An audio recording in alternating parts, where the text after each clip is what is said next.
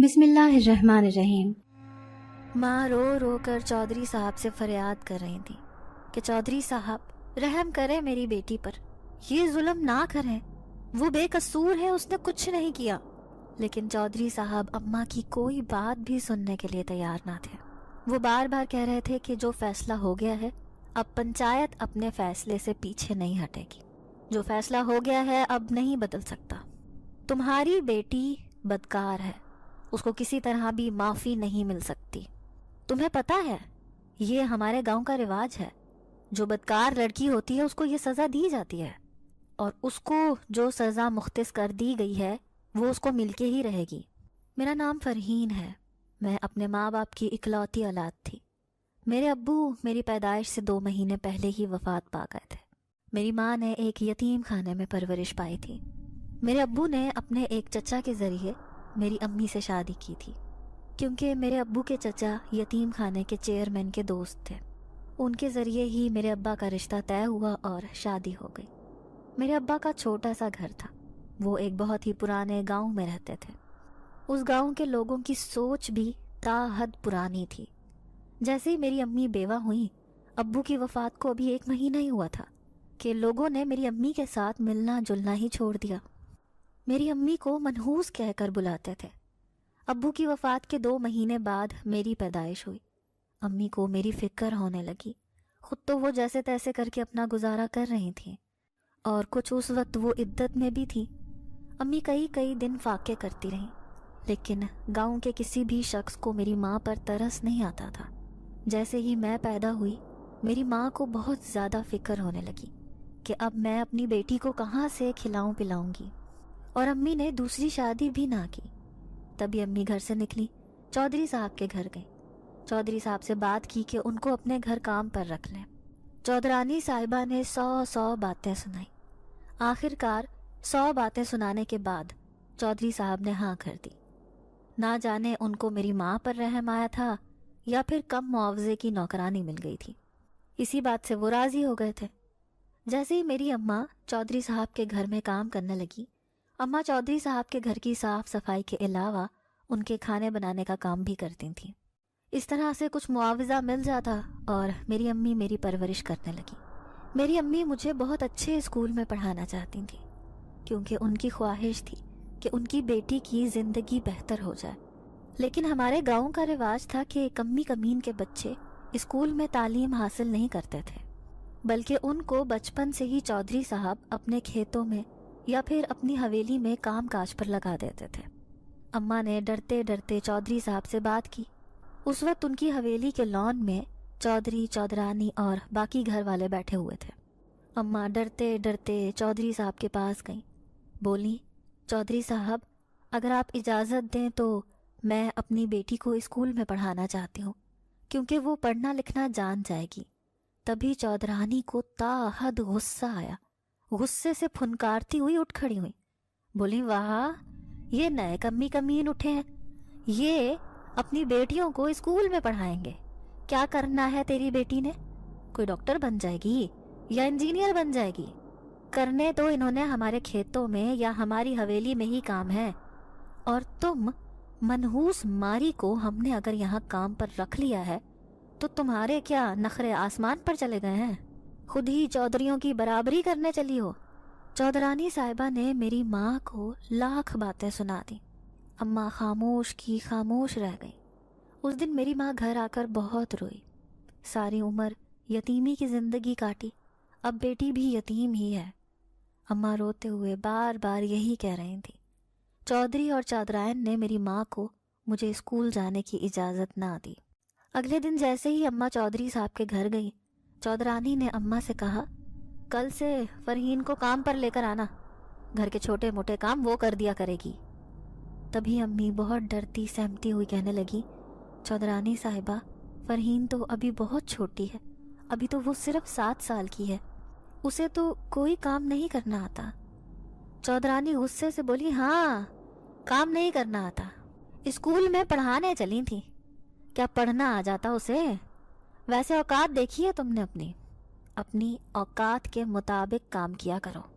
اگر کل تمہاری بیٹی کام پر نہ آئی تو دیکھنا پھر تمہارا حشر کیا ہوگا۔ اسی دن سے میں اماں کے ساتھ چودھری کے گھر کام پر جانے لگی۔ اماں سارا صاف ستھرائی کا کام کرتی اور چھوٹے موٹے کام میں کروا دیا کرتی تھی۔ چودرانی مجھے بہت سخت سے سخت کام دیتی تھی اور طرح طرح کی باتیں سناتی تھی۔ چودرانی کی بیٹیاں بھی مجھے بہت زیادہ تنگ کرتی تھیں، لیکن میں یہ سب کچھ برداشت کرتی رہتی، کیونکہ میری ماں نے مجھے یہی سکھایا تھا کہ ہم ان لوگوں کا دیا کھاتے ہیں، اسی لیے ہمیں ہر حال میں ان کی بات ماننی ہے۔ اماں کی یہ بات میں نے کان میں ڈال لی تھی۔ جیسے ہی میں کام سے فارغ ہوتی تو چودھری کی حویلی کے پچھلی سائڈ پر پیپل کے درخت کے نیچے جا کر بیٹھ جاتی تھی۔ اماں بھی کام میں مصروف ہوتی تھی۔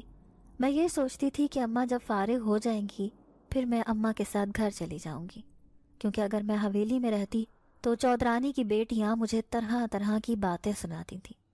ان کی وہ باتیں میرے دل پر چبھتی تھیں۔ میں اتنی چھوٹی سی عمر میں ہر بات کو اتنی جلدی سمجھنے لگ گئی تھی۔ وہ پیپل کا درخت میرے لیے میری پناہ گاہ تھا۔ میں جب بھی پیپل کے درخت کے نیچے آتی مجھے عجیب سا سکون محسوس ہوتا۔ ایک دن ایسے ہی میں کام سے فارغ ہو کر حویلی کی پچھلی سائڈ پر چلی گئی، کیونکہ مجھے اس پیپل کے درخت کے نیچے سکون ملتا تھا۔ میں آ کر وہاں بیٹھی۔ مجھے ایسے لگا کہ ایک دم سے ٹھنڈی ہوا چلنے لگی ہے اور ایک عجیب سی خوشبو جو میں نے آج تک نہ سونگھی تھی، وہ خوشبو میرے ارد گرد پھیل چکی تھی۔ میں نے ارد گرد دیکھا، وہاں کوئی بھی موجود نہ تھا، لیکن یہ خوشبو میرے اندر تک اترتی چلی گئی۔ یہ انجانی خوشبو میرے دل میں اترتی جا رہی تھی۔ ایسے ہی میں ہر روز جاتی اور اس پیپل کے درخت کے پاس بیٹھ جاتی۔ اماں کو میری حرکتیں کچھ عجیب لگنے لگی۔ اماں مجھ سے بار بار پوچھتی، تمہیں کیا ہوتا جا رہا ہے اور تم اس پیپل کے درخت کے نیچے ہی کیوں جا کر بیٹھتی ہو؟ تبھی میں مایوس ہو کر کہہ دیتی، ویسے ہی اماں، میں چودرانی کی بیٹیوں کی باتوں کا سامنا نہیں کر سکتی، اسی وجہ سے میں اس پیپل کے درخت کے پاس چلی جاتی ہوں۔ ایک دن ایسے ہی میں گھر میں کمرے میں سوئی پڑی تھی۔ مجھے ایسا محسوس ہوا کوئی میرے بالکل قریب کھڑا ہے۔ میں نے جیسے ہی آنکھیں کھولی وہاں کوئی بھی نہ تھا۔ نہ جانے مجھے کیا ہوا تھا، میں ایک دم سے ہڑبڑا کر اٹھ بیٹھی۔ میرے پورے بدن سے پسینہ بہہ رہا تھا اور میں پسینے سے بری طرح بھیگ چکی تھی۔ میری سانس بھی ٹھیک سے نہیں آ رہی تھی۔ میں لڑکھڑاتے پاؤں کے ساتھ اٹھی، کمرے سے باہر نکل آئی۔ امی صحن میں چارپائی پر بیٹھی ہوئی تھیں۔ مجھے دیکھتے ہی امی بھاگتی ہوئی میری طرف آئیں۔ بولی، کیا بات ہے فرحین، کیا ہوا تمہیں؟ میرے منہ سے کوئی لفظ ادا نہیں ہو رہا تھا۔ تبھی میں بہت مشکل سے بولی، امی میری سانس رک رہی ہے۔ امی نے جیسے ہی مجھے ہاتھ لگایا تو بولی، فرحین تمہیں تو بہت زیادہ بخار ہے۔ کیا بات ہے بیٹا، تمہیں لاکھ منع کرتی ہوں، جا کر اس پیپل کے درخت کے نیچے نہ بیٹھا کرو۔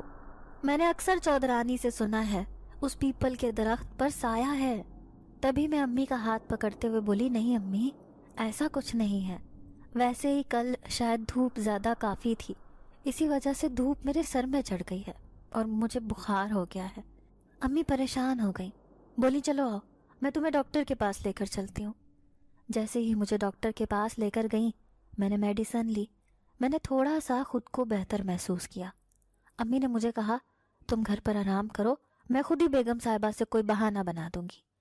میں بولی، نہیں اماں، میری وجہ سے آپ کو چودرانی صاحبہ کی لاکھ باتیں سننے کو ملیں گی، میں آپ کے ساتھ ہی چلوں گی۔ تبھی میں اماں کے ساتھ چلی گئی۔ میرے دل میں عجیب سی ہلچل مچی تھی۔ اگر میں اس پیپل کے درخت کے نیچے نہ جاتی تو مجھے عجیب سی بے سکونی ہوتی تھی۔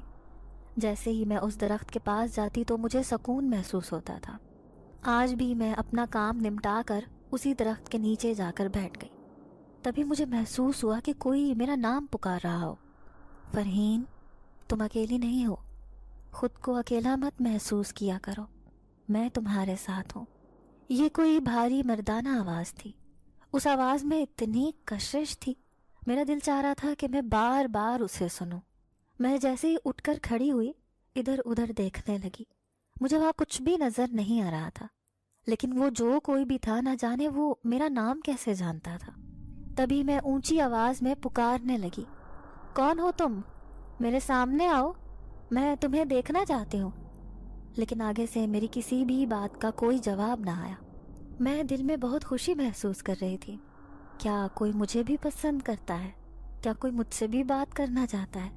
آج تک تو نہ کبھی کسی محلے کے لڑکے نے نہ ہی چودرانی کی بیٹیوں نے مجھ سے کوئی اچھی بات کی تھی، بلکہ ہر کوئی مجھ پر تانے کستا، طرح طرح کی باتیں سناتا، اور بہت سی لڑکیاں میری خوبصورتی سے جلتے ہوئے بھی کہتی تھیں کہ ایسی منحوس لڑکیاں خوبصورت ہی ہوتی ہیں، کیونکہ ان کی منحوسیت ہر جگہ پھیلی ہوتی ہے۔ میں ان کی باتوں پر بہت حیران ہوتی تھی کہ نہ جانے مجھے ایسی باتیں کیوں کرتی ہیں، آخر میرا قصور کیا ہے؟ اگر میرا باپ مر گیا تو اس میں میرا کیا قصور تھا؟ اور اگر میری ماں یتیم تھی تو اس میں بھی میرا کوئی قصور نہیں تھا، نہ ہی میری ماں کا کوئی قصور تھا۔ میری ماں کو بھی دنیا والوں کی لاکھ باتیں سننے کو ملتی تھیں، اور پھر آگے مجھے بھی یہی سب کچھ سہنا پڑ رہا تھا۔ جیسے ہی میں 16 سال کی ہوئی، میں چڑھتی جوانی میں اور بھی زیادہ خوبصورت اور حسین و جمیل تھی۔ میرے لمبے سیاہ بال، میری تیکھی ناک، گوری رنگت اور تھوڑی پر کالے رنگ کا تل میری خوبصورتی کو 4 چاند لگا دیتا تھا۔ چودرانی کی بیٹیاں میری خوبصورتی سے بہت جلتی تھیں۔ جب میں چھوٹی تھی، چودرانی صاحبہ اپنی بیٹیوں کے پھٹے پرانے کپڑے مجھے پہننے کے لیے دے دیتی، لیکن جیسے ہی میں بڑی ہوئی، میری خوبصورتی سے جلتے ہوئے وہ کوئی بھی لباس مجھے نہ دیتی۔ میرے پاس صرف 2 ہی کپڑوں کے سوٹ تھے، وہ بھی میری ماں نے بڑی مشکل سے بنائے تھے۔ میں ایک سوٹ اتارتی اور ایک پہن لیتی، لیکن وہ پھٹے پرانے کپڑے بھی میرے حسن کو چھپا نہ سکتے تھے۔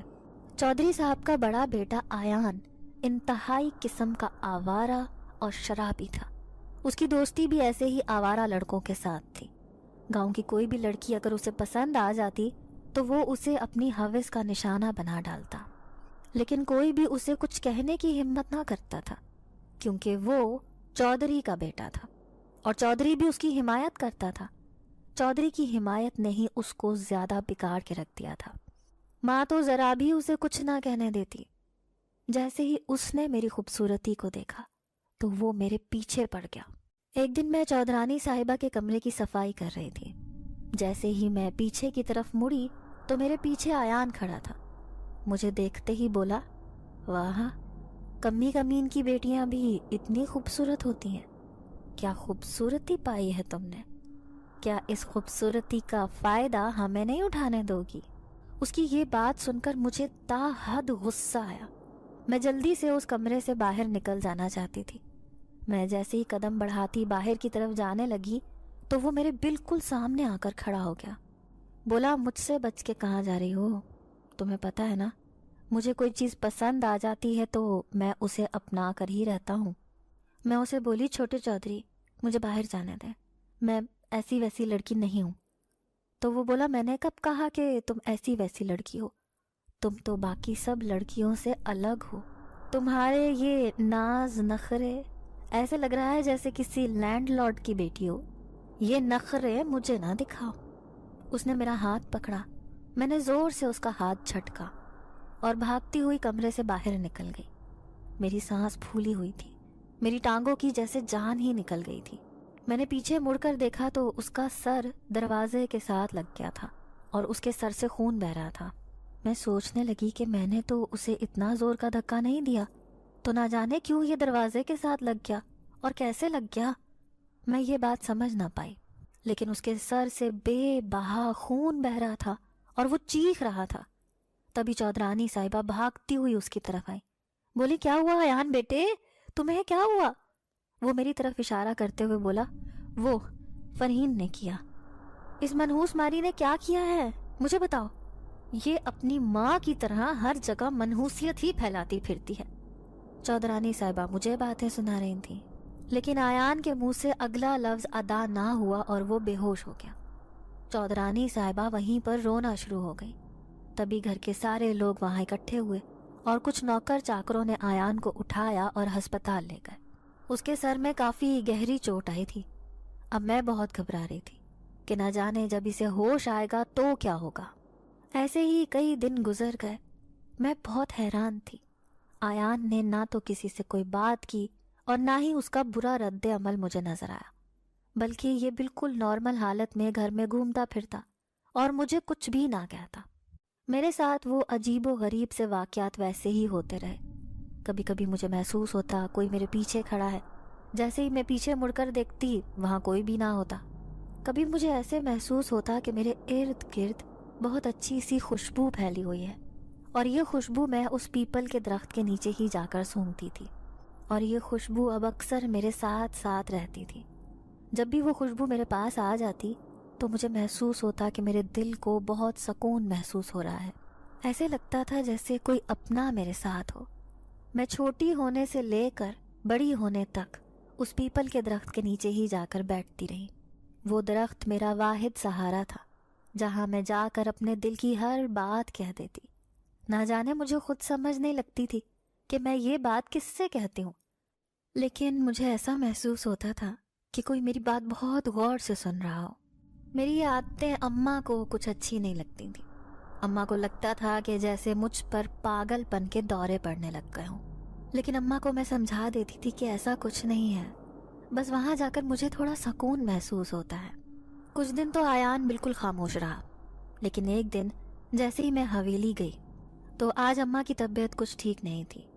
میں نے اماں سے کہہ دیا کہ آپ گھر پر آرام کریں، آج میں حویلی کا سارا کام اکیلے ہی نمٹاؤں گی۔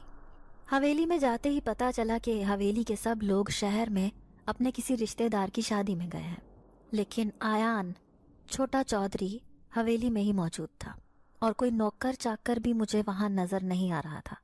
مجھے ایک عجیب سا خوف محسوس ہوا۔ میں جلدی جلدی کام ختم کرنے لگی، کیونکہ اگر کام ختم نہ کرتی تو چودرانی صاحبہ آ کر مجھ سے بہت باتیں سناتی، اور اماں کا بھی نہ جانے کیا حال کرتی۔ اسی ڈر سے میں جلدی جلدی کام کرنے لگی۔ مجھے پتا تو چل گیا تھا کہ آیان حویلی میں ہی ہے، لیکن میں نے یہ بات محسوس کیے بنا ہی اپنا کام جاری رکھا۔ میں کچن سمیٹتے ہوئے اپنے کام میں مشغول تھی کہ مجھے محسوس ہوا کہ کسی نے پیچھے سے میرے کندھے پر ہاتھ رکھا ہے۔ میں جیسے ہی پیچھے کی طرف مڑی تو میرے پاؤں کے نیچے سے زمین ہی نکل گئی۔ پیچھے تو آیان کھڑا تھا، اور اس کے چہرے پر وحشیانہ مسکراہٹ مجھے عجیب سے خوف میں مبتلا کر رہی تھی۔ میں بولی، چھوٹے چودھری صاحب، آپ کو کیا کوئی چیز چاہیے؟ کچھ کھانے کو چاہیے؟ وہ بولا، نہیں کچھ نہیں چاہیے، اس دن تم مجھ سے بچ گئی تھی، تم نے کیا سمجھا تھا تم مجھے دھوکہ دے کر ہمیشہ کے لیے مجھ سے چھٹکارا پالو گی؟ میں تم سے ڈر جاؤں گا؟ میں کسی کے باپ سے بھی نہیں ڈرتا۔ میری ٹانگیں اب بری طرح کپ کپا رہی تھیں۔ میں بولی، چھوٹے چودھری صاحب دیکھیں، گھر میں کوئی بھی موجود نہیں ہے، مجھے جانے دیں، میری اماں میرا انتظار کر رہی ہوں گی۔ وہ بولا، اب تو تمہاری طرف میرا پورا بدلہ بنتا ہے، وہ تو اب میں لے کر رہوں گا۔ تب اس نے مجھے بازو سے پکڑ کر گھسیٹنا شروع کیا اور مجھے اپنے کمرے کی طرف لے کر جانے لگا۔ مجھے تاحد غصہ آ رہا تھا۔ میں بار بار مدد کے لیے پکار رہی تھی، لیکن کوئی بھی میری مدد کرنے کے لیے نہیں آ رہا تھا، کیونکہ حویلی میں کوئی بھی موجود نہ تھا۔ کسی تک بھی میری آواز نہیں پہنچ رہی تھی۔ آج تو میں سمجھ گئی تھی کہ بس آج میں اس کے وحشیانہ پن کا نشانہ بن جاؤں گی۔ کوئی بھی تو میری مدد کے لیے نہیں آ رہا تھا۔ اب میں کیا کروں؟ مجھے سمجھ نہیں آ رہی تھی۔ تبھی میں نے دیکھا کہ آیان کو سمجھ ہی نہیں لگ رہی تھی کہ وہ کس طرف جائے۔ ایسے لگ رہا تھا جیسے اسے آنکھوں سے نظر ہی نہیں آ رہا۔ وہ بار بار ایک ہاتھ سے اپنی آنکھوں کو مسل رہا تھا اور ایک ہاتھ سے مجھے گھسیٹ رہا تھا۔ میں نے اس موقع کو غنیمت جانا۔ میں نے جلدی سے اس کے ہاتھ سے اپنا ہاتھ چھڑوایا اور اس کے منہ پر زوردار تماچا دے مارا۔ وہ ادھر ادھر ہاتھ مار کے مجھے ڈھونڈ رہا تھا۔ نہ جانے اس کے ساتھ ایسا کیا ہوا تھا کہ میں اسے نظر ہی نہیں آ رہی تھی۔ تبھی میں وہاں سے بھاگتی ہوئی اپنے گھر کی طرف چل دی۔ میری سانس پھولی ہوئی تھی۔ راستے میں آتے جاتے لوگ مجھے عجیب نظروں سے دیکھ رہے تھے۔ میرا دوپٹہ وہیں چودھری کے گھر میں ہی رہ گیا تھا۔ جیسے ہی میں گھر پہنچی، اماں مجھے دیکھ کر پریشان ہو گئی۔ بولیں کہ کیا ہوا؟ تمہارا دوپٹہ کدھر ہے؟ اور تم اتنی گھبرائی ہوئی کیوں ہو؟ تبھی میں نے اماں کو سارا حال کہہ سنایا کہ آیان نے میرے ساتھ کیا کیا ہے۔ گھر پہ کوئی بھی موجود نہ تھا۔ اماں بے بس اور لاچار رونا شروع ہو گئی۔ بولی، ہم کہاں جائیں؟ کہاں جا کر اپنے آپ کو محفوظ پائیں گے؟ تو میں اماں سے بولی کہ اماں، آپ چودھری صاحب سے بات کریں، یہ سب کب تک چلے گا؟ اماں، میں نے اب چودھری کے گھر کبھی نہیں جانا۔ اگر میں وہاں جاؤں گی تو آیان نہ جانے میرے ساتھ کیا کر ڈالے۔ مجھے بہت ڈر لگتا ہے، میں اب حویلی نہیں جاؤں گی۔ میں بار بار اماں سے کہہ رہی تھی۔ اماں مجھے حوصلہ دینے لگی۔ بولی کہ چودھری صاحب سے بات کروں گی میں، وہ ضرور میری بات کو سمجھ جائیں گے، ان کو تو ساری بات پتہ ہے کہ ان کا بیٹا آوارہ ہے۔ اگلے ہی دن اماں جیسے ہی چودھری صاحب کی حویلی پہنچی، چودھری صاحب باہر لان میں بیٹھے ہوئے تھے اور کچھ چودھری صاحب کے خاص آدمی بھی ان کے ساتھ ہی بیٹھے ہوئے تھے۔ اماں روتی ہوئی چودھری صاحب کے پاس گئیں، بولی چودھری صاحب میں آپ کے پاس ایک فریاد لے کر آئی ہوں۔ تبھی چودھری صاحب بولے بولو کیا کہتی ہو، کیا کوئی پیسے چاہیے؟ میری اماں نے جواب دیا نہیں، مجھے پیسے نہیں چاہیے، میری بیٹی کی عزت تمہارے گھر میں محفوظ نہیں ہے، تو آپ میری بیٹی کو انصاف دلوائیں۔ تبھی چودھری صاحب گھور کر میری ماں کو دیکھنے لگے، بولے کیا ہوا ہے؟ اماں بولی چودھری صاحب منہ چھوٹا اور بات بڑی ہے، آپ کا بیٹا آیان میری بیٹی کو بہت تنگ کرتا ہے، وہ اس کی عزت برباد کرنا چاہتا ہے۔ یہ سن کر چودھری صاحب ادھر بیٹھے اپنے خاص بندوں کی طرف دیکھنے لگے اور بولے یہ کیا بات کر رہی ہو؟ میرا بیٹا ایسا نہیں ہے، وہ ایسا ہرگز نہیں کر سکتا۔ چودھری صاحب کے سامنے کوئی بھی بول نہیں سکتا تھا، وہاں بیٹھا ہر آدمی جانتا تھا کہ چودھری صاحب کا بیٹا کیسا ہے، لیکن کسی نے ایک شبد تک نہ کہا۔ میں نے تبھی کہا نہیں چودھری صاحب میں سچ کہہ رہی ہوں، آج میری بیٹی بڑی مشکل سے اپنی عزت بچا کر گئی تھی، آپ کے گھر میں کوئی نہیں تھا، سب شادی میں گئے ہوئے تھے۔ ہاں تو ٹھیک ہے، میں اس بات کی تہہ تک جاتا ہوں، اگر تو میرے بیٹے کا قصور ہوا تو میں ضرور سزا دوں گا، لیکن اگر تمہاری بیٹی کا قصور ہوا تو پھر تم دیکھ لینا کہ اس کا کیا انجام ہونا ہے، یہ تو تم جانتی ہو اچھی طرح سے۔ اماں بولی ہاں میں جانتی ہوں، میری بیٹی بالکل پاک ہے، اس نے کوئی قصور نہیں کیا۔ تبھی چودھری صاحب نے اپنے بیٹے آیان کو بلایا، بولا کہ بتاؤ تم نے فرحین کے ساتھ کیا کیا ہے؟ وہ بولا ابو آپ تو مجھے جانتے ہیں، میں ایسا بالکل بھی نہیں ہوں، بلکہ سکینہ کی بیٹی فرحین بار بار میرے کمرے میں آتی ہے، مجھے بہکانے کی کوشش کر رہی تھی، لیکن میں نے اس کی ایک بات نہیں سنی، آج بھی وہ میرے پاس آئی تھی، مجھے برائی کی طرف لے جا رہی تھی، لیکن میں نے اس کی کوئی بات نہیں مانی، اور وہ مجھے وہاں سے دھمکی دے کر گئی تھی کہ اگر میں نے بات نہ مانی تو وہ الٹا مجھ پر ہی الزام لگا دے گی۔ چودھری صاحب اپنے بیٹے کی یہ بات سن کر کھڑے ہو گئے، بولے ہاں تو سکینہ بی بی کیا کہتی ہو، اس میں اب قصور کس کا ہے، تمہاری بیٹی کا یا میرے بیٹے کا؟ پھر آیان بولا ابو آپ کو نہیں پتا، اس کی بیٹی کے تو باہر بھی بہت سے چکر چل رہے ہیں اور وہ بہت سے لڑکوں کے ساتھ رنگ رلیاں مناتی پھرتی ہے، اس کی ماں کو کوئی خبر ہی نہیں ہے۔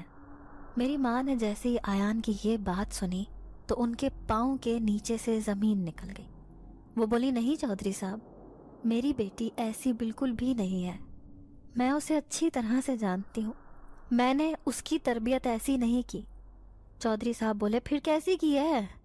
ٹھیک ہے، اگر تم آیان کی بات کو جھوٹ سمجھ رہی ہو تو میں اہل محلہ سے پتہ کرتا ہوں، اگر تو تمہاری بیٹی کا کوئی قصور ہوا تو تمہیں پتہ ہے ہمارے گاؤں کا کیا رواج ہے، جو بھی بدکار یا آوارہ لڑکی ہوتی ہے اس کو تپتے تندور میں جلا دیا جاتا ہے، تمہاری بیٹی کے ساتھ بھی یہی کچھ کیا جائے گا۔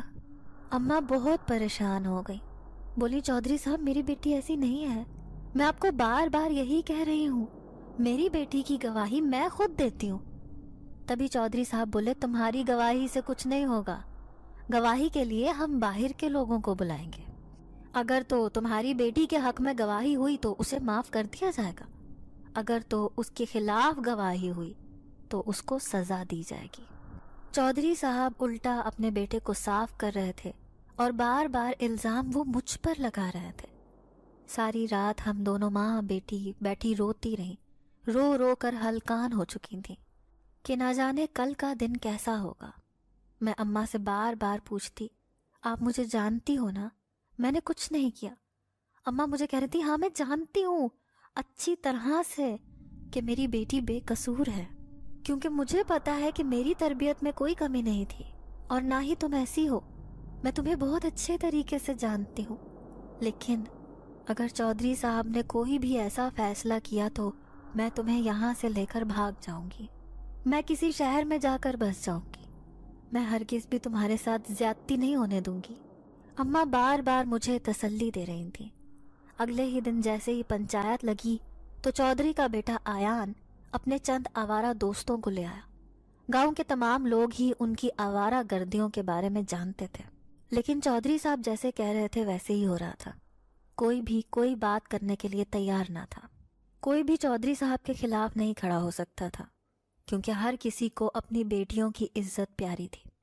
انہیں پتا تھا کہ اگر کوئی بھی چودھری کے خلاف گیا، چودھری کے بیٹے کے خلاف بولا، تو الٹا الزام ان کی بیٹیوں پر ہی لگا دیا جائے گا۔ پورا گاؤں جانتا تھا کہ میں بے قصور ہوں۔ چودھری صاحب نے اپنے بیٹے کے آوارہ دوستوں سے پوچھا کہ تم نے کیا دیکھا ہے فرحین کے متعلق؟ تو وہ بولے کہ چودھری صاحب، ہم نے اسے بہت دفعہ لڑکوں کے ساتھ گھومتے پھرتے دیکھا ہے۔ اکثر کھیتوں میں یہ لڑکوں کے ساتھ جاتی تھی۔ کئی دفعہ ہم نے اسے رنگے ہاتھوں پکڑا ہے۔ ان میں سے ایک لڑکا بولا، چودھری صاحب، فرحین کا تو میرے ساتھ بھی چکر چل رہا تھا، لیکن میں نے ہی اسے گھاس نہیں ڈالی۔ میں اور میری ماں ان سب کی یہ باتیں سنتے ہکا بکا رہ گئی کہ یہ سب کیا کہہ رہے ہیں۔ میں نے تو آج تک کبھی کسی کی طرف آنکھ اٹھا کر نہیں دیکھا تھا۔ ماں کے ساتھ میں چودھری کی حویلی جاتی تھی، ماں کے ساتھ واپس آتی تھی۔ اس کے بعد کبھی میں گھر سے باہر بھی نہیں نکلی تھی۔ نہ جانے کیوں یہ مجھ پر اس طرح کے الزامات لگا رہے ہیں۔ جیسے ہی میں نے چودھری کے بیٹے کی طرف دیکھا، وہ وحشیانہ نظروں سے میری طرف دیکھ کر مسکرا رہا تھا اور آنکھوں سے کہہ رہا تھا کہ دیکھا، میری بات نہ ماننے کا انجام۔ نہ جانے یہ لوگ اتنے سنگ دل کیوں تھے، کیوں یہ لوگوں کی بیٹیوں کو اس طرح برباد کرتے تھے۔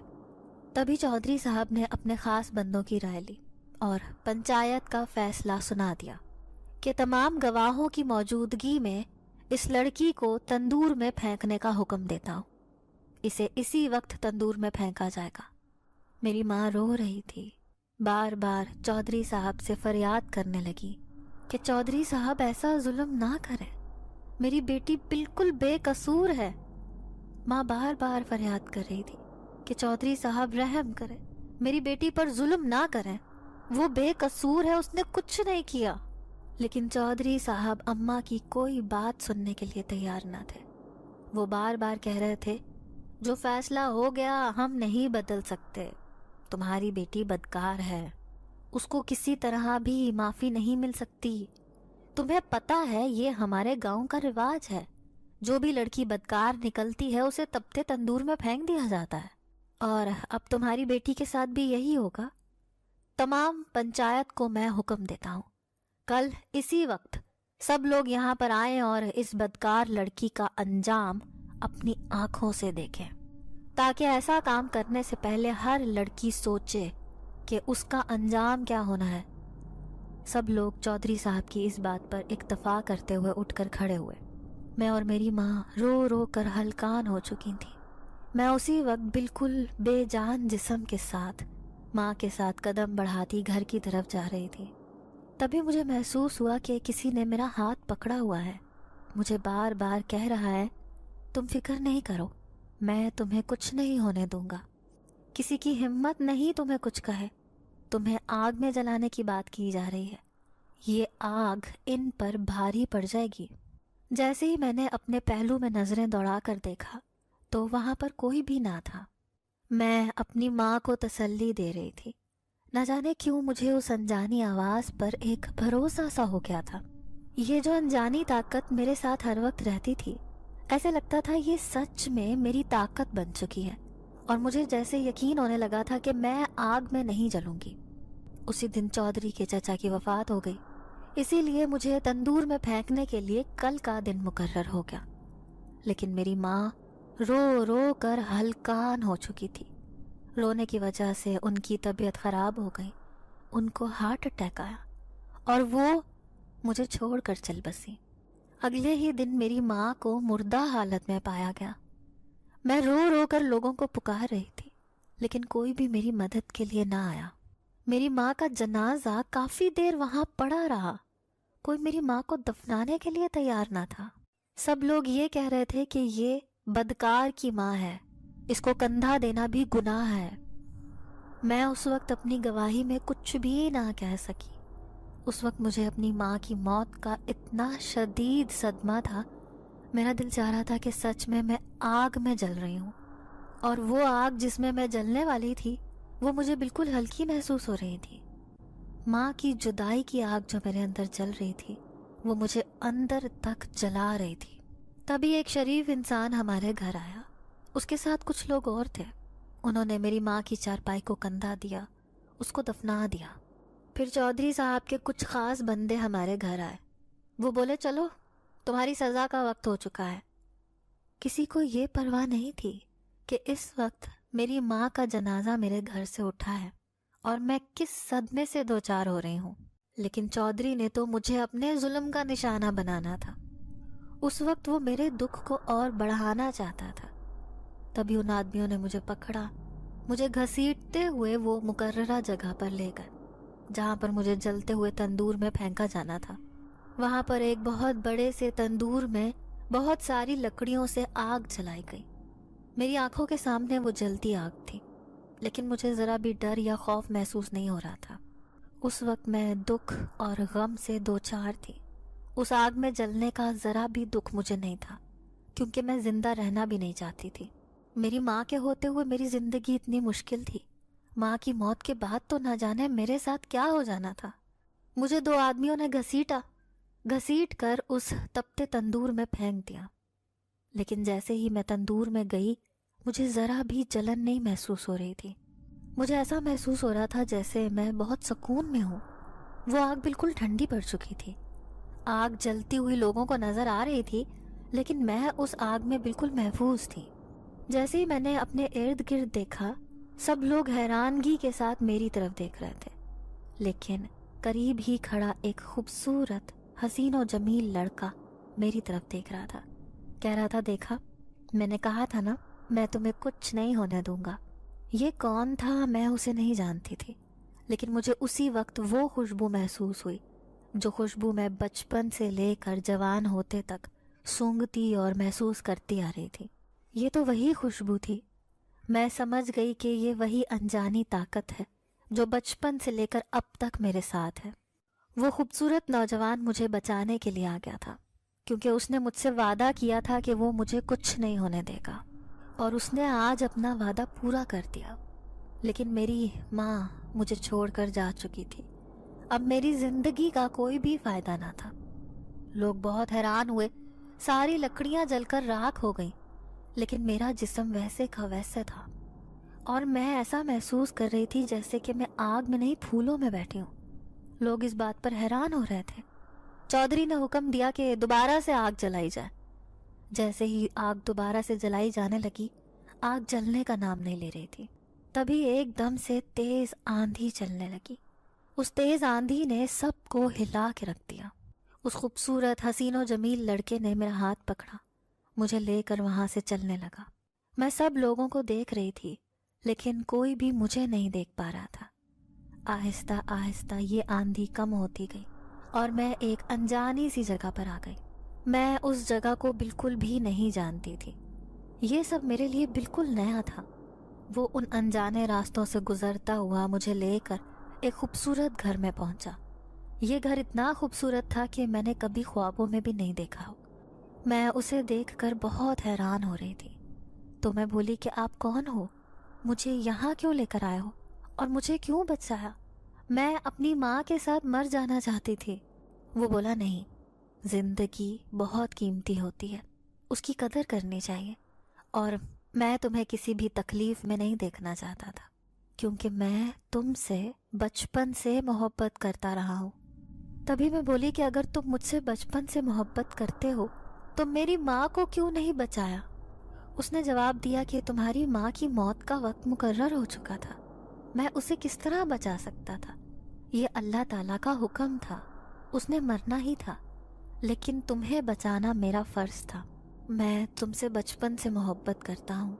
چودھری صاحب کے گھر جب تم کام کرنے کے لیے جاتی تھی تو میں تمہیں دیکھتا رہتا تھا، تبھی میں تمہاری محبت میں گرفتار ہو گیا۔ میں اس کی باتیں بہت حیران ہو کر سن رہی تھی۔ میں کہہ رہی تھی تمہارے گھر میں جو لوگ ہیں، کیا وہ مجھے اس طرح تمہارے ساتھ دیکھ کر اچھا سمجھیں گے؟ وہ بولا اس کی تم فکر نہیں کرو، وہ مجھے لے کر ایک ہال نما کمرے میں پہنچا۔ یہاں سب لوگوں نے کالے رنگ کے عجیب و غریب قسم کے کھلے کھلے سے لباس پہنے ہوئے تھے، اور ان سب کی عجیب و غریب سی شکلیں تھیں، اور یہ جو زبان بول رہے تھے وہ مجھے سمجھ نہیں آ رہی تھی۔ وہ نہ جانے کیسی زبان بول رہے تھے۔ تبھی میں اس لڑکے سے پوچھنے لگی کہ یہ سب کیا بول رہے ہیں۔ وہ بولا تم نہیں سمجھو گی، لیکن وہ ان سب کی باتیں سمجھ رہا تھا، ان کو جواب بھی دے رہا تھا۔ ان کی بولی میں سمجھ نہ پائی۔ تبھی وہ مجھے ایک کمرے میں لے گیا۔ یہ کمرہ بھی انتہائی شاندار تھا۔ اس میں سونے کا بیڈ رکھا ہوا تھا جس کے چاروں طرف ہیرے موتی جڑے ہوئے تھے۔ مجھے اس نے اس بیڈ پر بٹھا دیا اور بولا یہاں تم شہزادیوں جیسی زندگی گزارو گی، کوئی تمہیں کچھ نہیں کہے گا۔ میں بولی لیکن میں یہاں کیسے رہوں گی، میں یہاں کسی کو نہیں جانتی۔ وہ بولا تم اس کی فکر نہ کرو، یہ تمہاری انسانی دنیا نہیں ہے کہ جہاں تم محفوظ نہ ہوگی۔ تبھی میں بولی تو پھر یہ انسانی دنیا نہیں ہے تو پھر کیا ہے؟ وہ بولا یہ کوہکاف ہے، یہ جنوں کے رہنے کی جگہ ہے، یہاں پر جنات رہتے ہیں۔ میں حیران ہوتی ہوئی اس کی طرف دیکھنے لگی۔